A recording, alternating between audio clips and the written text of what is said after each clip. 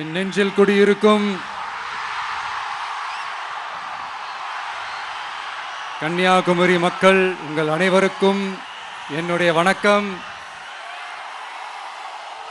என் நெஞ்சில் குடியிருக்கும் காரைக்குடி மக்களுக்கும் இந்த நேரத்தில் உங்களுக்கு நான் வணக்கத்தை சொல்லிக்கிறேன். ஏன்னா அன்னைக்கு வந்து பேச முடியாம போச்சு.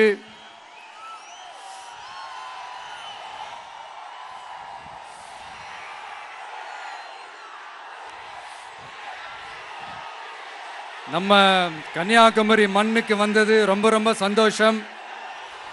உங்க எல்லாரையும் சந்திக்கிறதுல ரொம்ப ரொம்ப சந்தோஷம். இந்த வெயில்ல இந்த வேர்வையில எனக்காக நீங்க வந்திருக்கிறீங்க. உங்களுடைய அன்புக்கு கோடான கோடி நன்றிகள்.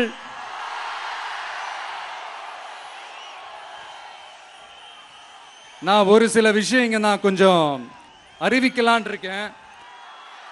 கொஞ்சம் அதை மட்டும் கொஞ்சம் அமைதியா கேட்டீங்கன்னா கொஞ்சம் நல்லா இருக்கும். படிக்கலாமா?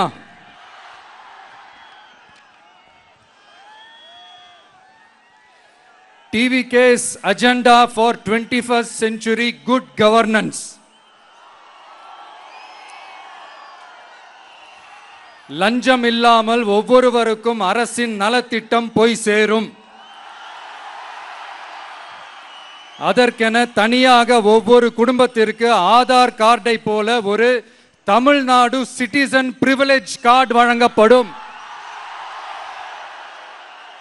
ஒவ்வொரு குடும்பத்தை பற்றிய அனைத்து தரவுகளும் அதில் இருக்கும். பிறப்பில் இருந்தே ஒவ்வொரு மனிதனுக்கும் அவனுக்கு உரிய திட்ட பலன்கள் போய் சேரும். விண்ணப்பிக்க தேவையில்லை. லஞ்சம் கொடுத்து வேதனை அடைய தேவையில்லை. வீட்டு வாசலுக்கே அரசாங்கத்தின் நலத்திட்டங்கள் வந்து சேரும். AI உதவியுடன் இதற்கான தரவுகள் சாத்தியமாக்கப்படும். இது ஏதோ ஸ்டாலின் சார் விடுற கதை மாதிரி இல்ல.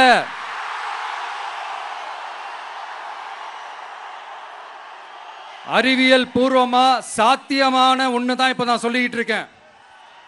அதை நம்ம டிவிக்கு ஆட்சி உருவாக்கி காட்டும்.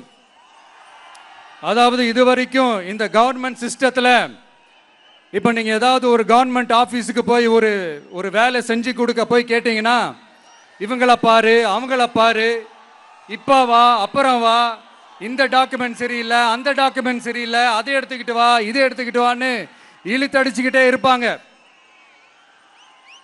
அப்படிப்பட்ட இழுத்தடிக்கிறதுக்கு காரணம் வந்து டாக்குமெண்ட்ஸ் இல்லை, டப்பு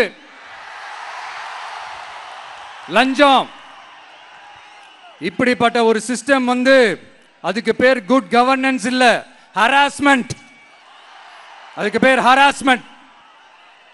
இந்த டப்புலாம் வாங்குறாங்கல்ல, இது சம்பந்தப்பட்ட அந்த ஆபீசருக்கு மட்டுமே போறதில்ல, சம்பந்தப்பட்ட அந்த மினிஸ்டருக்கும் ஒரு கட்டு போகுது. அதனால இத முதல்ல இத க்ளோஸ் பண்ணணும், இத முறியடிக்கணும்.